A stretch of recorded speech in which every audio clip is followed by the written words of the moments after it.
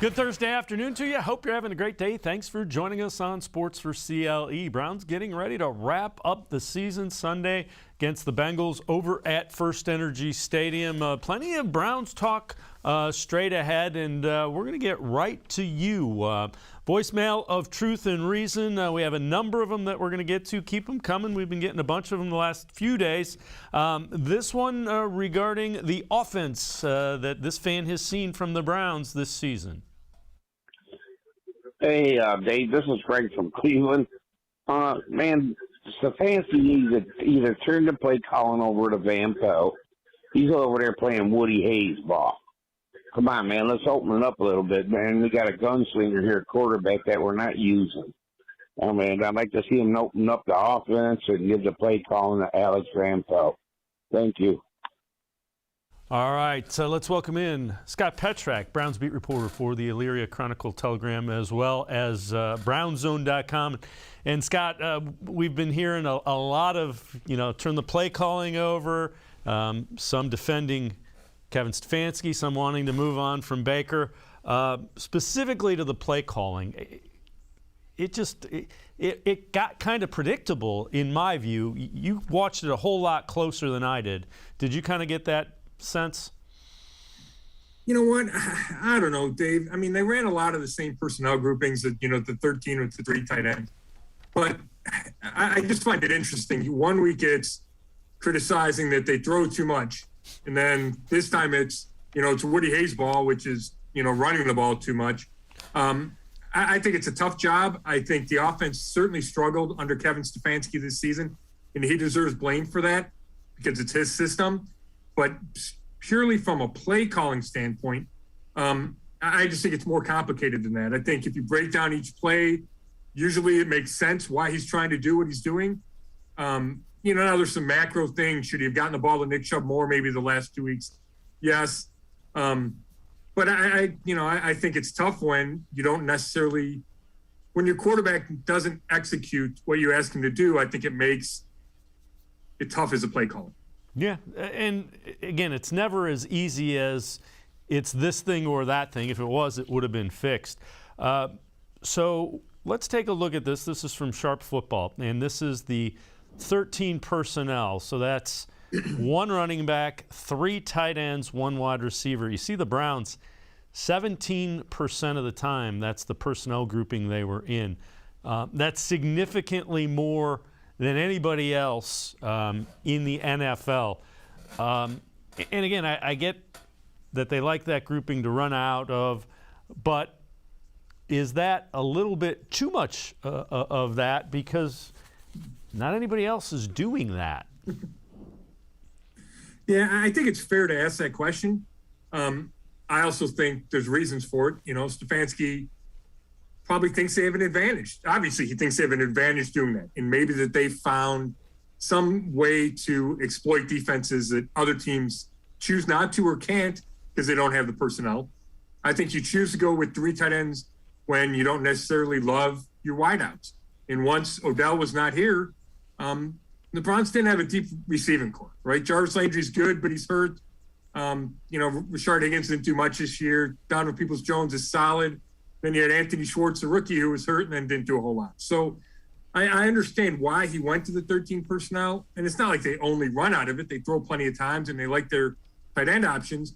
But I do also understand that the tight ends weren't as productive as Stefanski would, I'm sure, have wanted him to be, right? Austin Hooper has not lived up to the big contract he signed 2 years ago. And, I think people might view the 13 personnel differently if Hooper were replaced by, just a better tight end. Yeah, that's fair. And they expected a lot from Hooper, and for whatever reason, it hasn't been there. So that was 17% last year. They went 14% in it a season ago. So they actually went to more of the 3 tight end personnel. And to your point, it was likely because Kevin Stefanski didn't like the alternatives to putting another wide receiver on the field. All right, so Jim Ingram on BrownsZone.com wrote, is Kevin Svansky the real deal or just the GQ version of Freddie Kitchens? Again, a fair question. Freddie Kitchens, remember the first 8-9 games when he took over as a play caller, you saw Baker Mayfield go crazy, similar to what you saw last year. What are your thoughts just with that? Yeah, I think, number one, it's interesting to me that there's so much criticism of Kevin Stefanski. Now, I get it, right? We talked about his offense hasn't been as good this year. The Browns obviously went from 11 wins in the regular season to 7, maybe 8 this year. And as head coach, you're certainly responsible for that. And there's been too many penalties this year.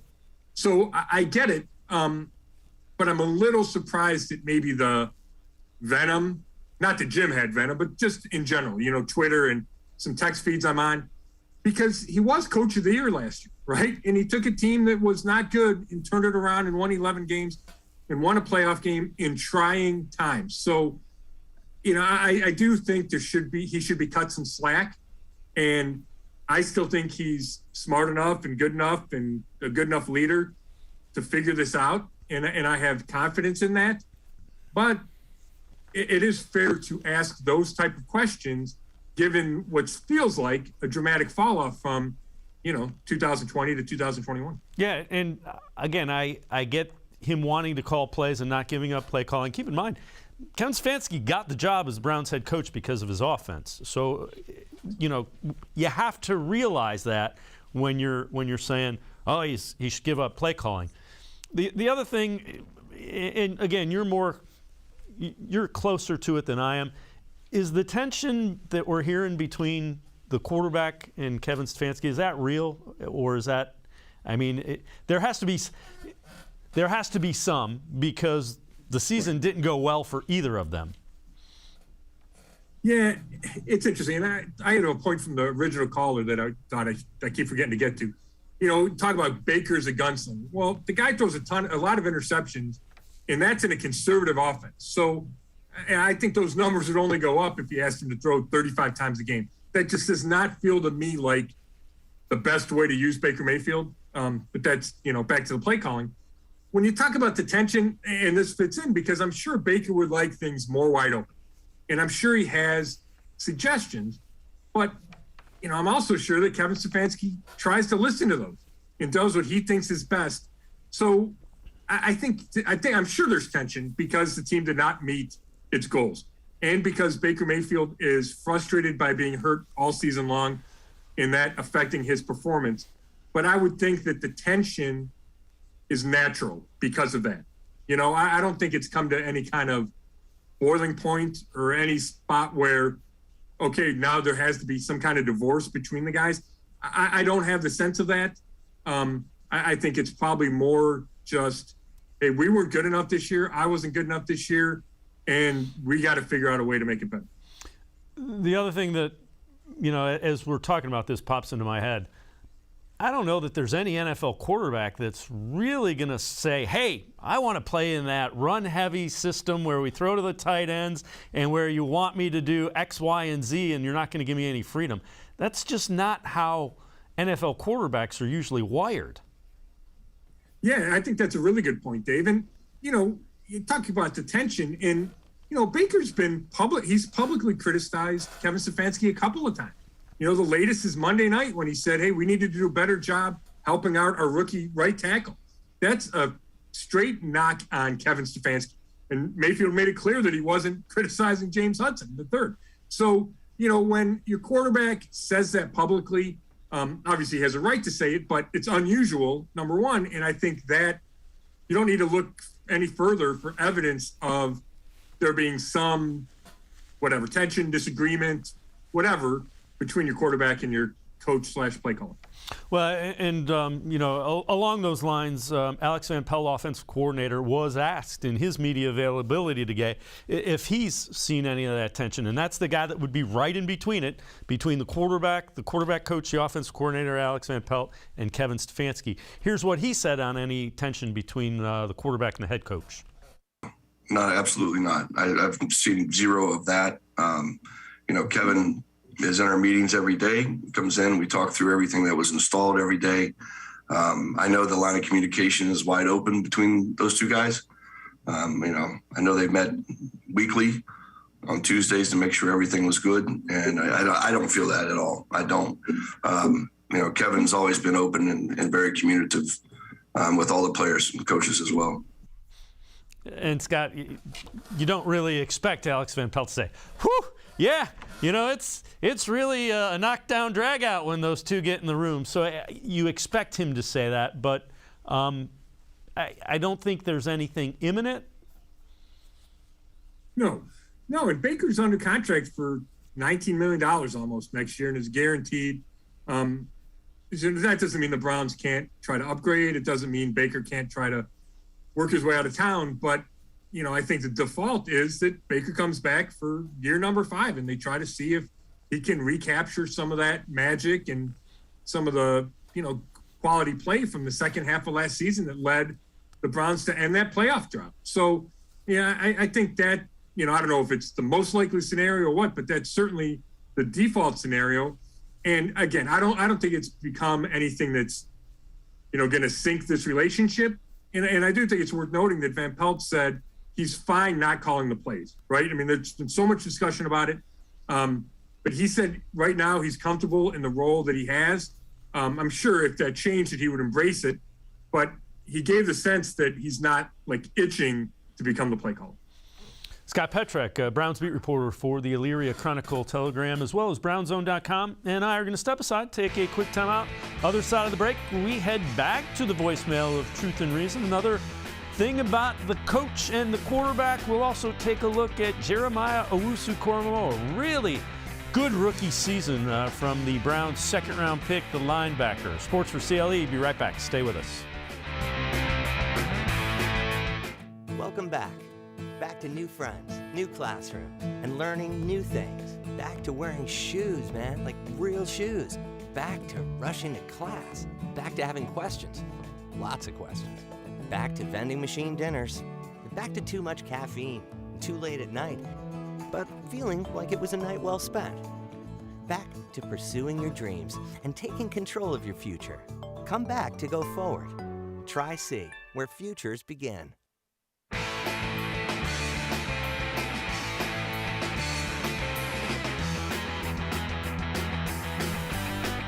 Browns will wrap up the season against the Bengals Sunday, 1 o'clock at First Energy Stadium. Time for us to head back to the voicemail of Truth and Reason, this one about the quarterback and the head coach. Why is it that this organization, this fan base, the national media always want to move to something better? They always try and push people out the door because something didn't go their way. This organization's finally tasted success. We finally have building blocks in here. If there's a viable option, Russ, Rodgers, somebody. If not, what's the point? And Scott Petrak, Browns beat reporter for the Elyria Chronicle-Telegram, as well as BrownsZone.com. That's kind of where I'm at with it. If you're going to move on from Baker Mayfield, tell me to who. I'll tell you what, I think there is plenty of sense to that caller's message, right? If it's not one of those top 2 or 3 guys, do you need to make sure it's an upgrade, right? To me, Derek Carr strikes me as an upgrade. I don't know if he'll be available or not, but he's a name you hear. But is Jimmy Garoppolo an upgrade? Is Kirk Cousins necessarily an upgrade? And those are a couple other names that, you see as possibilities. I think the Browns would definitely have a decision to make in that regard. Are you just making a change to make a change? And it's about perspective. I agree that, when they talk about, you can find a better coach than Stefanski, I completely disagree with that. But me personally, I'm in a different space with Baker Mayfield where I think it's at least worth exploring whether or not you can have an upgrade there. But I know people have different opinions. There's different opinions on both those guys out there. Yeah, you want to start a fight, have an opinion on Baker Mayfield with a Browns fan.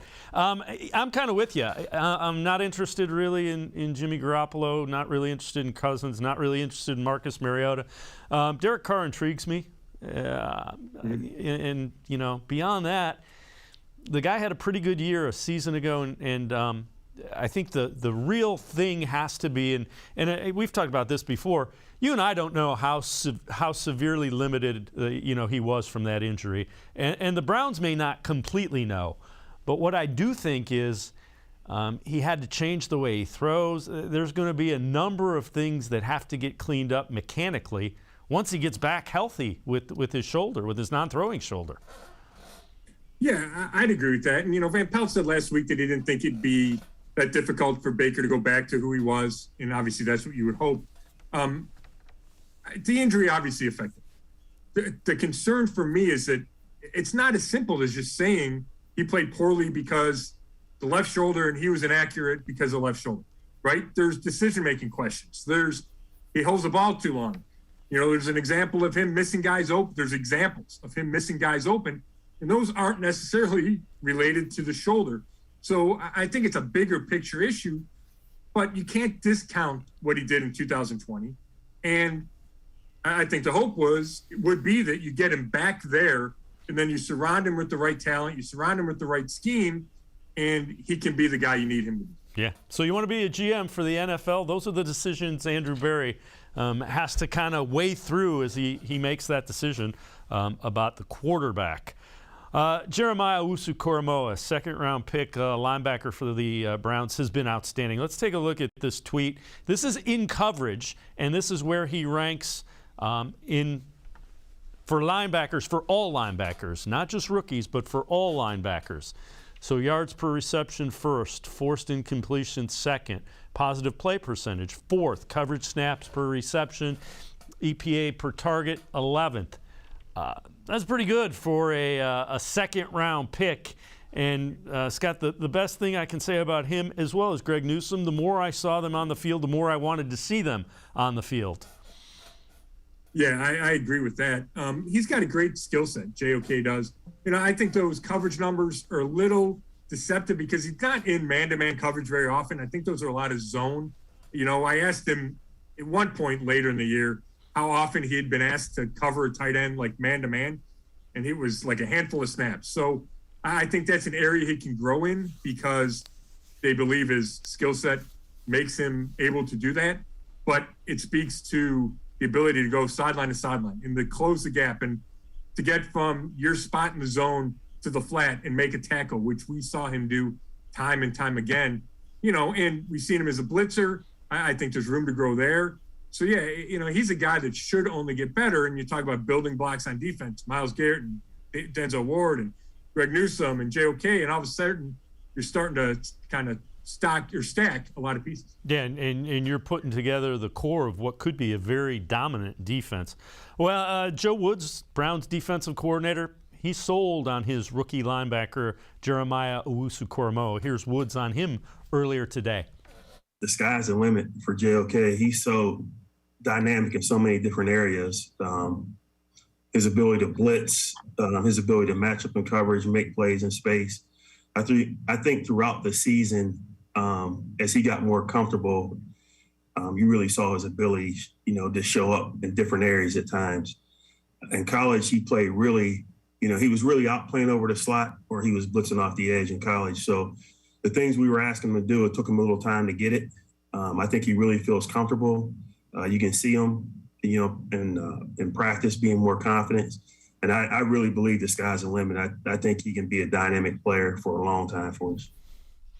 And, Scott, I speak defensive coordinator. That means guys like that make me a really good-looking defensive coordinator. Yeah, there's no doubt. You can use him in a bunch of different ways. And I also think JOK is a smart guy. He takes really meticulous notes. He studies the game. And I think he'll only get better the more experience he has in this league. And, you talk about, hey, would the team move up for a linebacker? And it did. It traded up for a linebacker, which kind of went against what we expected them to do. But there's a reason. They thought this kid was special. And you know what? It kind of goes back to the faith that I have in Andrew Berry. I know it's only been 2 years, but there hasn't been much that he's done where I've scratched my head and say, boy, what was Andrew Berry thinking? So give him some time and let him go to work on what needs to be done here.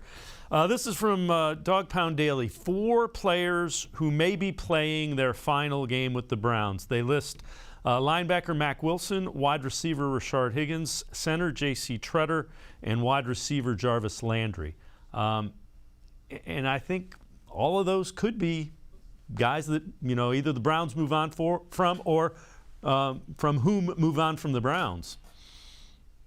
Yeah, it's interesting. Each guy's obviously his own case. Jarvis is scheduled to make like $15 million next year. Do you pay that to a guy that, numbers were down this year a lot because of injuries, but is close to closing in on 30? Is he worth that? I don't know. Maybe they can renegotiate a different deal and he sticks around. But he also didn't seem happy after Odell left. So I think there's plenty of kind of factors there. Higgins just didn't do much this year. Feels like he's been hanging on the last couple of years. I'd be surprised if he came back. Mac Wilson is under contract next year. I would think he comes to training camp and then has to fight for a spot unless he says, hey, can you please let me go so I can try to land somewhere else? And then Treader, I asked him today if he's going to come back and play because he's turning 31. He's been banged up. And he said, yeah, he's going to play next year. I think he's too good for the team just to say, no, we're going to move on and say we're ready to hand it over to Nick Harris just because he had a pretty good game in Green Bay. I would think you would want to keep that interior together. But, it could be a salary cap thing and a money situation where, hey, we can save some money by going to our young guy that we drafted. But I just like J.C. Treader too much as a player to, in my opinion, to move on from him right now. Yeah, and the one thing is pressure in the middle of the offensive line is a whole lot different than it getting around the outside. And the Browns have been fortunate with Bitonio, Treader, and Wyatt Teller. That's pretty good interior offensive line, probably one of the best in the league. Well, yeah, and if you're going to pay your guards the kind of money that the Browns are paying them, and they extended Treader years ago, it feels like why weaken it just when that's really could be the strength of the team. So it would be an interesting decision if Andrew Berry felt like Nick Harris was really ready to step up. So it's something worth watching, but right now I would expect Treader to be there.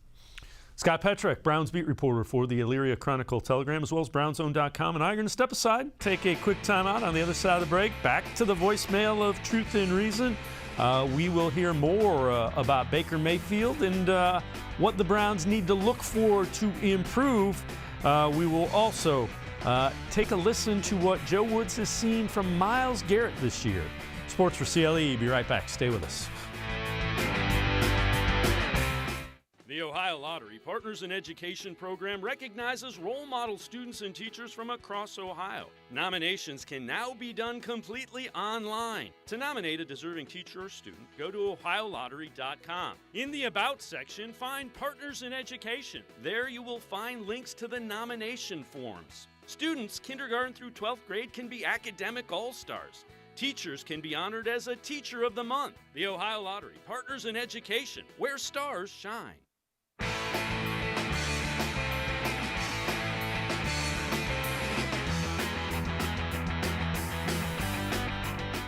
Sports4CLE continues. Browns will wrap up the season against the Cincinnati Bengals Sunday, 1 o'clock. Time for us to head back to the voicemail of Truth and Reason. And what a surprise. This one's about Baker Mayfield and the Browns offense. We've seen Baker's body of work when he was healthy. We know what he can do.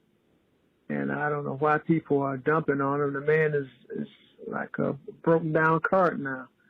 His labrum is torn up, his knee, his foot. So let's get him healthy and then get back to the way we had him rolling out, options and everything, and stick to our running plan. You got to give him a chance. That's just going away from him and changing this and changing that. Play to his strengths like we did last year. And I think we got a lot to look forward to. Everything is almost in place. You need a wide receiver.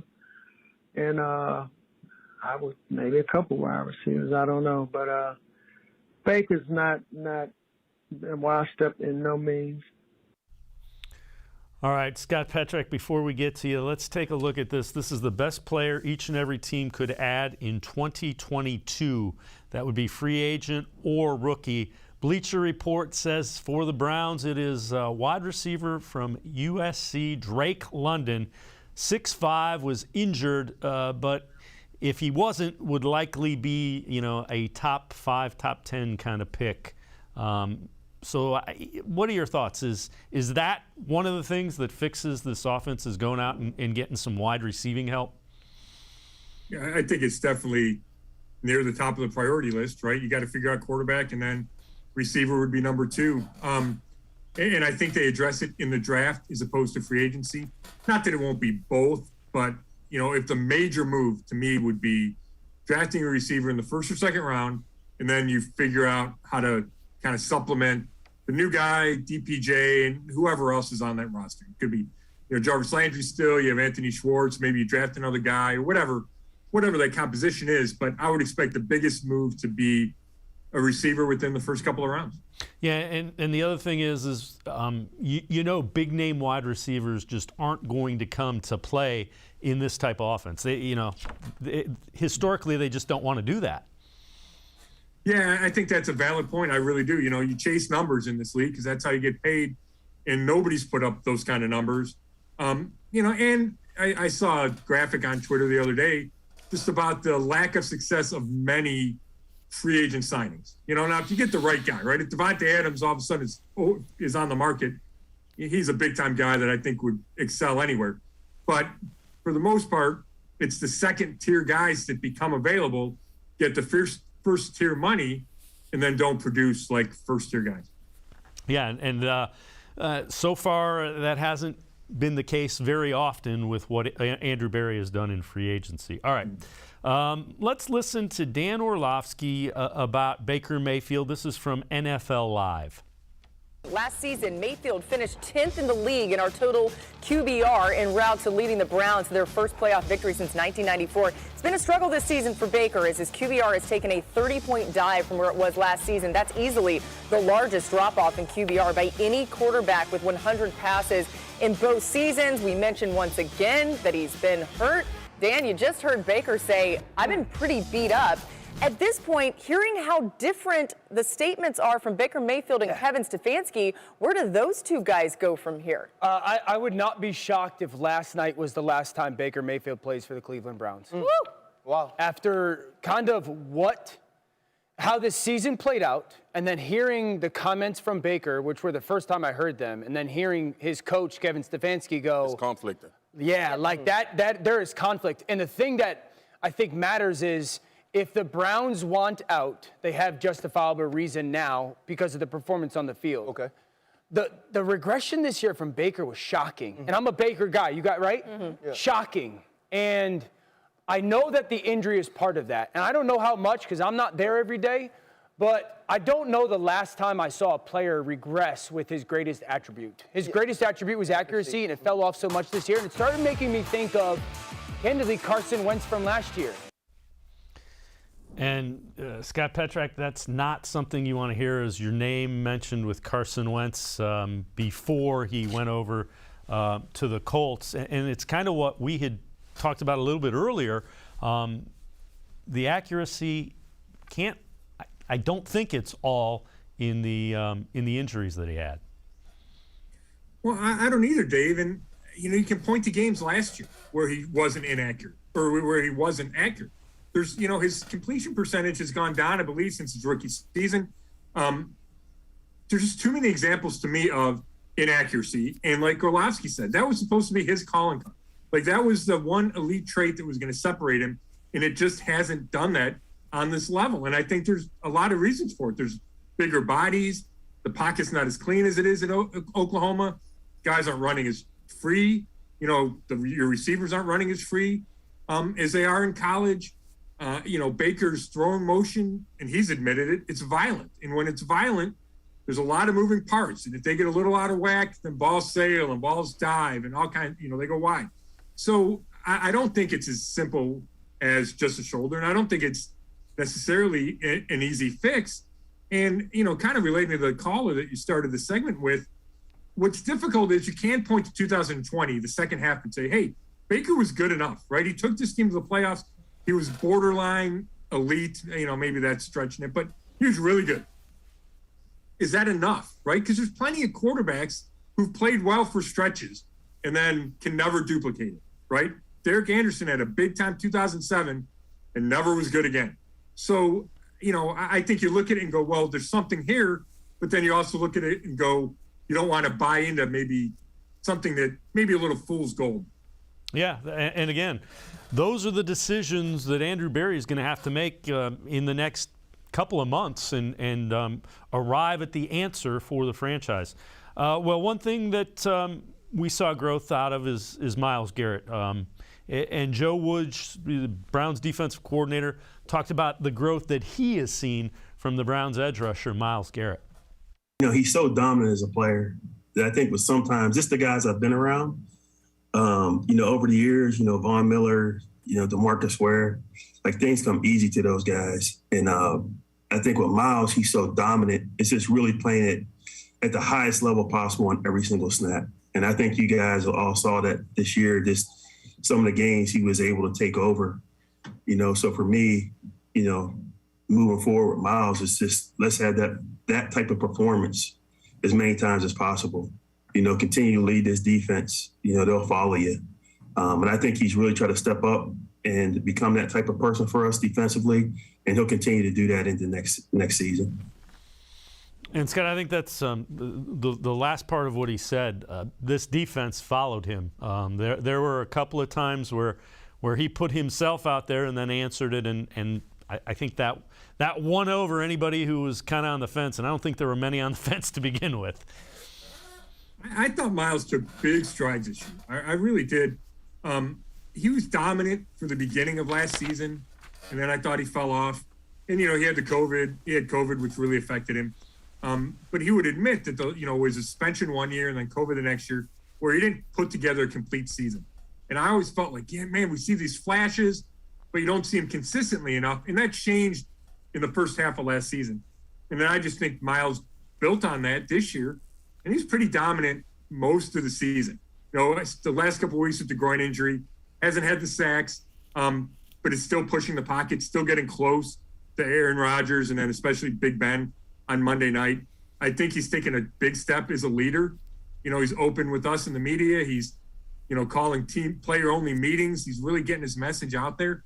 I think Myles has grown into, the best player on this roster for sure, but a big-time leader as well. Yeah, and exactly what the Browns want from him, I believe, that voice on the defensive side of the ball.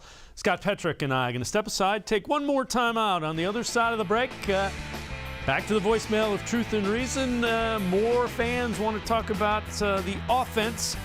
We will also hear from Alex Van Pelt on Baker Mayfield, what he saw this season. Sports4CLE, be right back. Stay with us. When it comes to selling you a mattress, most retailers are handing you a long line of extra steps that drive up costs and create confusion. At the Original Mattress Factory, we simplify the mattress shopping experience by building mattresses and box springs in our own local factories and selling them direct to you. It's short, sweet, and simply makes sense. So experience more than just a mattress store. Experience an original, the Original Mattress Factory.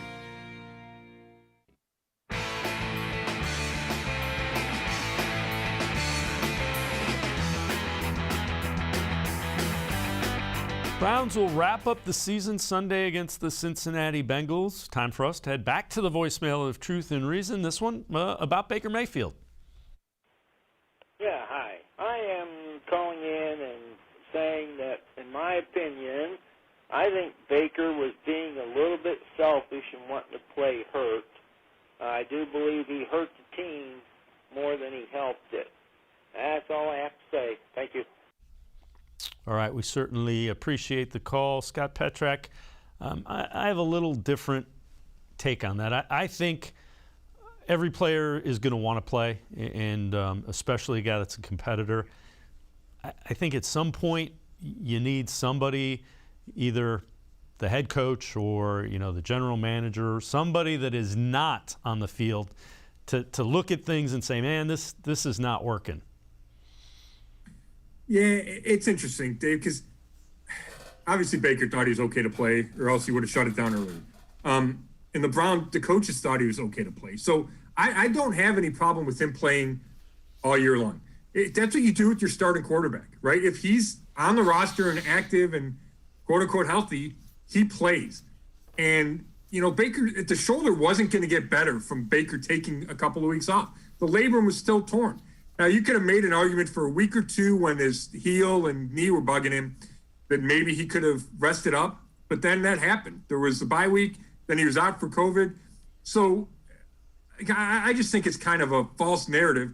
I think you play your starting quarterback. Now, he wasn't good enough when he was playing, and you can blame that on the injury if you want, but I think part of that, or plenty of that, was Baker. So, I think that was the fine decision. He's your guy. He's probably still better than Case Keenum. But I don't think it's selfish, because the reality is, looking back, Baker would have been better off shutting it down in week 4. People would have thought that he was still the guy from a year ago. He would come back. Maybe he'd even have a contract extension. Instead, his reputation across the league as a quarterback took a hit, which was obvious in that Dan Orlowski piece. Yeah, and it's ironic. You mentioned that. That takes us right to the next thing. Nick Wright on Baker Mayfield's contract status. This is from FS1, The Herd. Baker bet on himself and it blew up in his face. Because I would postulate this, Colin. If Baker would have taken the last contract offer the Browns made this offseason, I think he would have had the surgery he clearly and desperately needed, and we're not having any of this conversation. I think if he would have already had the contract when he gets hurt early in the year, the team makes him shut it down. He allows them to make him shut it down because they're invested in him long term. He's got his money locked up. Then maybe he's back by week 9 healthy. Maybe the Browns then have another win or two and they're alive for the postseason this week. But he bet on himself, and now it absolutely is in play. Forget what's the next contract going to look like.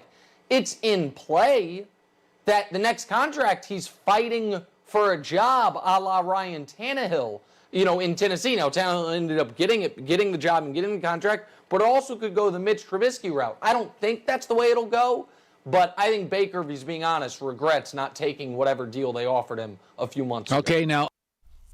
And Scott, I don't know that they ever got to talking numbers and offers, but the idea that this season and the injury may have cost him a huge contract. I don't know if it cost him. It probably delays it some, at the very least.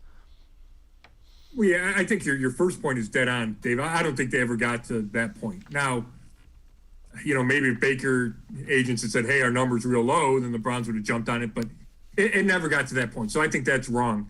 I do think that him playing all year affected his contract situation. Certainly, the Browns are not going to extend him this year, where if he'd had, or this offseason, where if he had a good year, certainly that was in play and would have been expected. So that part's right.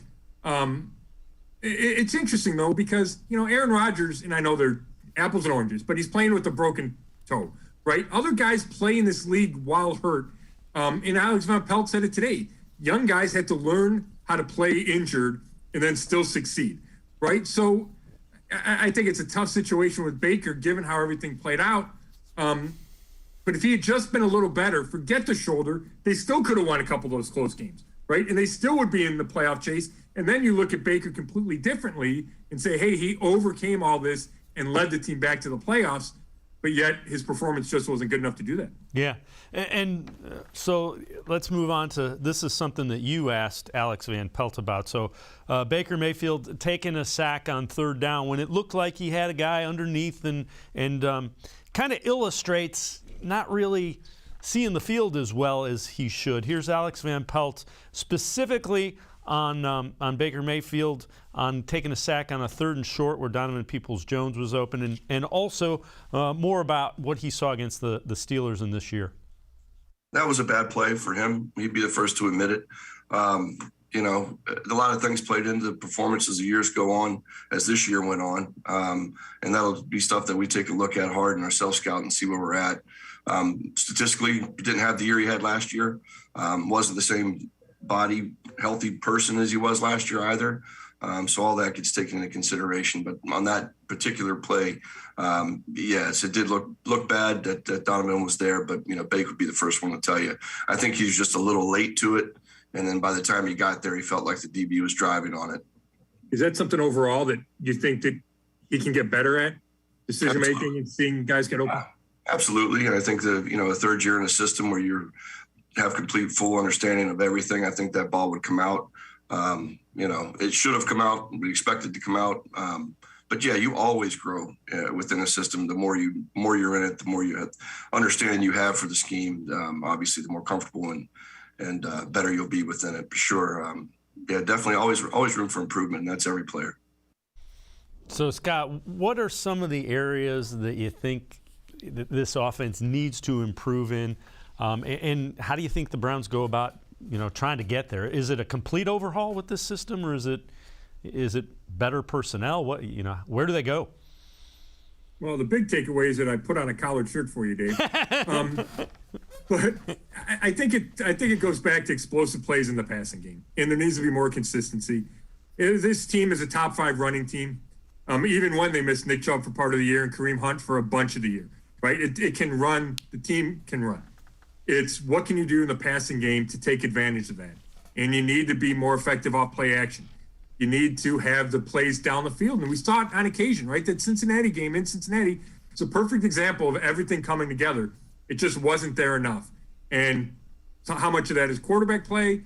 How much of that is the play calling, right? How much of that is the personnel groupings like we talked about?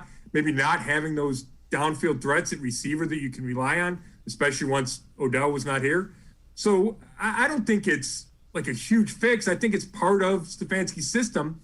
I just think they need to be better at it. Scott Petrak, Browns beat reporter for the Elyria Chronicle-Telegram, as well as BrownsZone.com. Scott, as always, thanks so much for the time and the insight. Appreciate it. Thanks, Steve. All right, Scott Petrak. Make sure you read him in the Elyria Chronicle-Telegram, as well as BrownsZone.com. We're going to step aside, take a quick time out. On the other side of the break, we will be joined by Marisa Contipelli, Bengals team reporter for Bengals.com. We'll talk a little bit about Joe Burrow, Zach Taylor, as well as what's to look for coming up Sunday from the Bengals. Sports4CLE, we'll be right back. Welcome back. Back to new friends, new classroom, and learning new things. Back to wearing shoes, man, like real shoes. Back to rushing to class. Back to having questions. Lots of questions. Back to vending machine dinners. Back to too much caffeine, too late at night, but feeling like it was a night well spent. Back to pursuing your dreams and taking control of your future. Come back to go forward. Try C, where futures begin. The Ohio Lottery Partners in Education program recognizes role model students and teachers from across Ohio. Nominations can now be done completely online. To nominate a deserving teacher or student, go to OhioLottery.com. In the About section, find Partners in Education. There you will find links to the nomination forms. Students kindergarten through 12th grade can be academic all-stars. Teachers can be honored as a Teacher of the Month. The Ohio Lottery Partners in Education, where stars shine. I am powerful beyond my wildest imagination. I will define my future. I will keep challenging myself to improve. Because I am a future leader of this great nation. I will be responsible for raising a beautiful family. And educating not only my generation, but many more to come. I will make a difference in my community.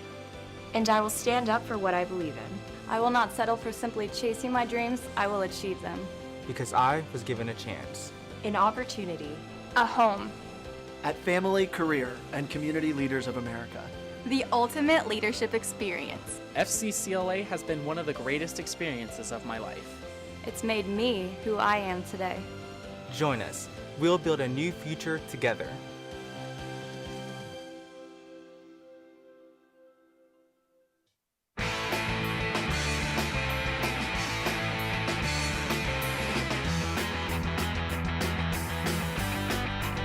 Browns getting ready to host the Cincinnati Bengals 1 o'clock at First Energy Stadium on Sunday. The season finale for the Browns. Bengals will move on to the playoffs. Let's welcome in Bengals team reporter Marisa Contipelli. Marisa, as always, appreciate the time and the insight. So Joe Burrow resting Joe Mixon on the COVID list. How surprising was it when Joe Burrow said earlier in the week that he was not going to go? Yeah, Dave. Well, first, thanks for having me on. It's always a pleasure and a treat when I'm able to join you guys. When it comes to Joe Burrow, not surprised at all, especially once they wrapped up the division with the win over Kansas City. Burrow's been battling some lingering issues throughout the course of the season, as most, football players happen throughout the course of the year. So it was not surprising that Zach Taylor wants Burrow to be as healthy as possible going into this playoff run. And honestly, the last thing I want coming at Joe Burrow is this Cleveland pass rush, because you never know what could happen. So it makes all the sense in the world to give him just an extra week of rest, let that knee heal up just a little bit. Burrow did say that if he needed to play, he could go out there and play. It's just the absolute smart move to sit him and let Brandon Allen get some work in. All right, so Joe Burrow and Jamar Chase, how much fun has it been to watch them pick right up where they left off at LSU a little bit ago? That's right, Dave. I mean, it's almost like they're playing backyard football at times, the way Joe Burrow just slings it down there and Jamar just out of nowhere makes the catch. It's been so fun to watch. And the thing that's been impressive is that their connection has only continued to grow and get stronger over the course of the year. I mean, they were absolutely making eye-opening, highlight reel-worthy plays in the first few weeks, but the last few weeks, it almost seems like it's been coming on stronger. And the game against Kansas City is a big testament to that. I mean, the fact that Jamar went out there and broke almost every receiving record possible in both Bengals history and the NFL is just truly something special to watch. And I mean, the fact that these two young players are going to be here in Cincinnati for years to come is kind of a scary thought. I mean, how much better is their connection and rapport going to be? Because right now, Dave, it seems like these two are just so locked in on this 9-to-1 connection and special that they're really one of the best duos in the NFL. Yeah, and it's something that the Browns will have to deal with for a number of years moving forward. So let's move on. Bengals win the North.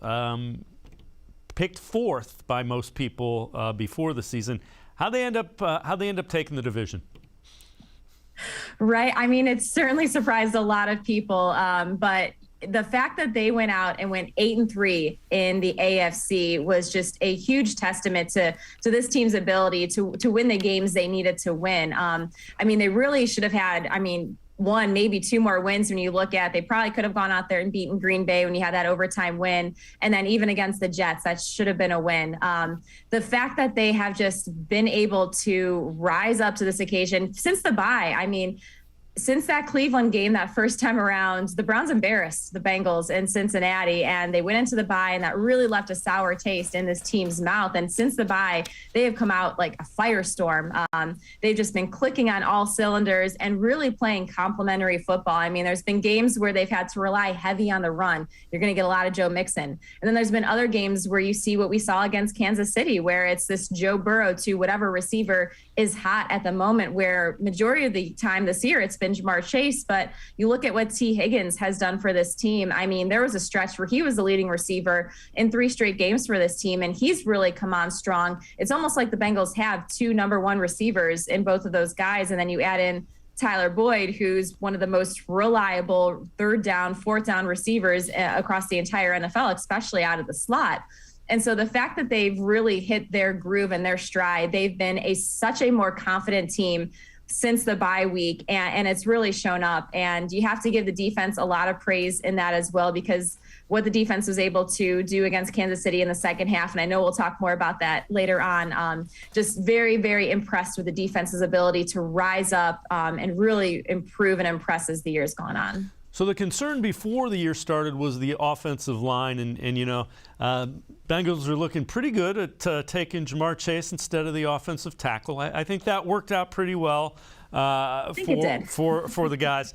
Who has stepped up on that offensive line to at least solidify it and get the Bengals where they needed to be, both in the passing game and in the running game? Right. And I mean, the offensive line, it almost still feels like a work in progress, because Joe Burrow still has been sacked way too many times. I believe it's 51 times this season, way too many times he's been taken down. So that is going to be an area you would think that the team addresses in this next offseason. But they really liked what they had gotten out of Riley Reiff at right tackle. He was a free agent that came over from the Vikings. He's been on IR now the last few weeks and is done for the season, according to head coach Zach Taylor. So Isaiah Prince, the former Ohio State offensive lineman, has been filling in at right tackle. And the coaching staff has been really impressed with what they've seen out of him and his improvement and growth. They said he's the most improved offensive lineman from the group this season. So he's made really great strides, during the course of the year here in Cincinnati.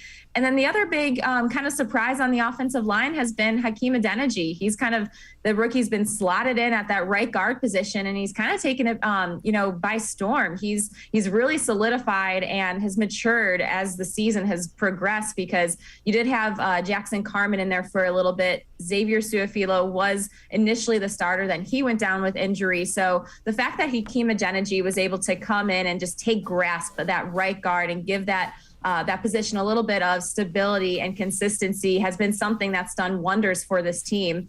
And then, you look at the left side, I don't think a lot of people expected Quinton Spain to come in and take that starting position week one and hold it throughout the course of the year. And that's exactly what he's done. He's really surprised many and has been just a consistent force in there at left guard to help shore up that left side. We will see Jackson Carman on the offensive line this week against Cleveland. So it will be nice to see him. And as you continue to hope that he grows and matures as a lineman, because they did use a second-round pick on him. But the offensive line, Dave, while, it's still a work in progress, the coaching staff does like, where this line currently is and just the improvements they've seen throughout the course of the year. Marisa Contipelli, a Bengals team reporter for Bengals.com, and I are going to step aside, take a quick time out. On the other side of the break, we'll flip sides of the ball. We'll look at the defensive improvement, talk a little bit about Zach Taylor and how he has kind of gotten the Bengals to the top of the AFC North in 3 quick seasons. Sports4CLE, be right back. Stay with us. Welcome back. Back to new friends, new classroom, and learning new things. Back to wearing shoes, man, like real shoes. Back to rushing to class. Back to having questions. Lots of questions. Back to vending machine dinners. Back to too much caffeine, too late at night, but feeling like it was a night well spent. Back to pursuing your dreams and taking control of your future. Come back to go forward. Try C, where futures begin. When it comes to selling you a mattress, most retailers are handing you a long line of extra steps that drive up costs and create confusion. At the Original Mattress Factory, we simplify the mattress shopping experience by building mattresses and box springs in our own local factories and selling them direct to you. It's short, sweet, and simply makes sense. So experience more than just a mattress store. Experience an original, the Original Mattress Factory. The Ohio Lottery Partners in Education program recognizes role model students and teachers from across Ohio. Nominations can now be done completely online. To nominate a deserving teacher or student, go to OhioLottery.com. In the About section, find Partners in Education. There you will find links to the nomination forms. Students, kindergarten through 12th grade, can be academic all-stars. Teachers can be honored as a Teacher of the Month. The Ohio Lottery Partners in Education, where stars shine.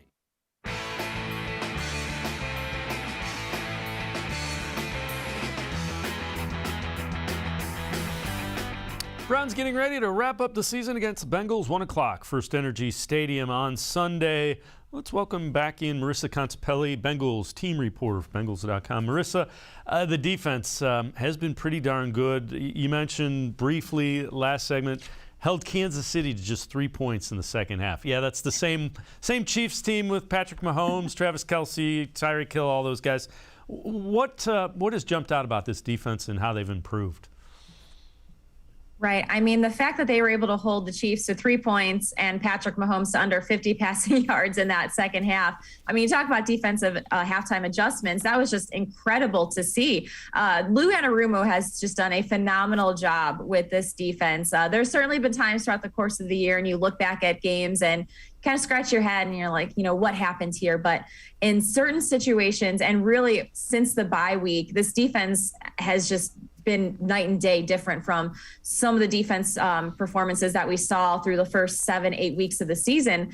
And, a credit goes to them picking up guys where they needed to and filling them in. You look at BJ Hill, who they made the traded Billy Price to the Giants, got BJ Hill in return. And BJ Hill's been a fixture on that defensive line. And then Eli Apple in the secondary, he was brought in to be more of a backup in a reserve role. And he's been starting now since he's come in, and he's been improving week by week and has just been so consistent in the secondary for this team. And it's been great to see Eli Apple, the former Ohio State Buckeye, really kind of, reignite the fire for his NFL career, because he did have a few years where he was kind of struggling, with the Saints and then the Giants. And so it's been great to see Eli Apple come in and kind of see the Eli Apple of old that you had seen if you were an Ohio State fan when he was wearing the scarlet and gray. And so the fact that this defense, it's just been a complete turnaround from the defense that the Bengals put out on the field in 2020. The fact that Trey Hendrickson's come in and been one of the top sack producers in the NFL was something this team desperately needed. Larry Ogunjobi, who I know you're very familiar with up there in Cleveland, has just been such a fire and an igniter on that defensive line. It's unfortunate we probably won't get to see him go on Sunday since he's now on the COVID reserve list, but he's just been such a mainstay along with DJ Reader, and this whole defensive unit has just been playing so cohesive and so together. They've only gotten better as the season's progressed. Well, the other thing is now Zach Taylor kind of transformed the team over the last 3 seasons. He is the odds-on favorite at this point, if you look at those kind of things, to win the NFL Coach of the Year, and deservedly so for the way the Bengals have turned it around. What have you seen as it's gotten into year 3 with Zach Taylor? It's funny, Dave. I was actually just talking with Zach Taylor about this earlier today. And, I threw out the word patient to describe kind of the feel over the last few years, because coming into the season, a lot of people were saying he was on the hot seat because of having 2 wins in his first year, 4 wins in his second year. No one expected him to come out and have 10 wins, win the AFC North, though he has just done an incredible job. And it's really going back to he needed to get his pieces in place. It started in 2019, as you saw the team part ways with some long mainstay veterans and Bengals that were on this team for a handful of years. And then 2020, go out and get your quarterback. You get T. Higgins. Somehow he was still there in the second round.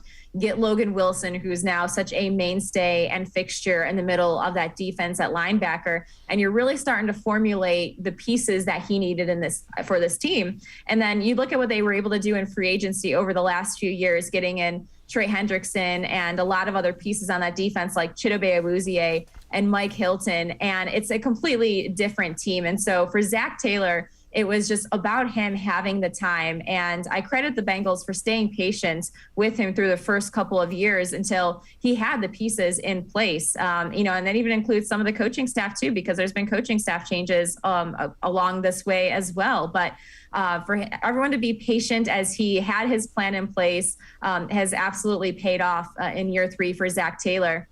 And the other thing I just want to add too, Dave, is that every single player I've talked to about Zach Taylor and just what he is installing, here in Cincinnati, everyone credits and praises the culture and just the vibe and atmosphere that he's created in this locker room and within this team. This is just such a close-knit group. And this is one of the closest Bengals teams I have witnessed firsthand. And it all stems back to Zach Taylor preaching that he wanted to have the right people and individuals in this building. And he's certainly done that. All right, before I let you go, obviously a lot of the regulars aren't going to play, but I imagine the Bengals don't want to get swept by the Browns as far as Sunday's game goes to wrap up the regular season. You are absolutely right on that. Tyler Boyd and some of the other veterans were saying they had such a sour taste in their mouth after that first game for the way Cleveland really dominated every facet when they played in Cincinnati. And so despite the fact that Joe Burrow won't be out there on the field, they're going to be without a handful of other starters, a lot of players who are currently on the COVID reserve list. It'll be interesting to see how it plays out, but I can tell you it's not going to be a cakewalk for the Browns. The Cincinnati team does not want to get swept by their in-state rival. And Dave, there's still an outside shot that they could get the number 1 seed in the AFC. If Kansas City loses on Saturday, it opens the door. They still need a couple other things to happen, including a Titans loss. But the fact that if that's on the table, you're definitely going to get the Bengals' best shot with whichever players are out there, because those are also the players that are looking to prove their worth too, and who are wanting and trying to earn their playing time on this team. So it'll certainly be interesting to see how Sunday shakes out, and especially with Brandon Allen going in there at quarterback. He's won big games in the past when he's had to. Marisa Contipelli, Bengals team reporter. Marisa, as always, thanks so much for the time and the insight. Good luck to the Bengals, not Sunday, but in the playoffs. Thank you so much, Dave. All right, Marisa Contipelli, Bengals team reporter and longtime friend of the show, so we appreciate Marissa's time. That'll do it for this edition of Sports for CLE. We will see you back here tomorrow, 4 o'clock. Tim Bielik, reporter for The Plain Dealer and cleveland.com, and Sam Amico from hoopswire.com. Schedule a guest. That's tomorrow at 4 on Sports for CLE. We'll see you then. Have a great night, everybody.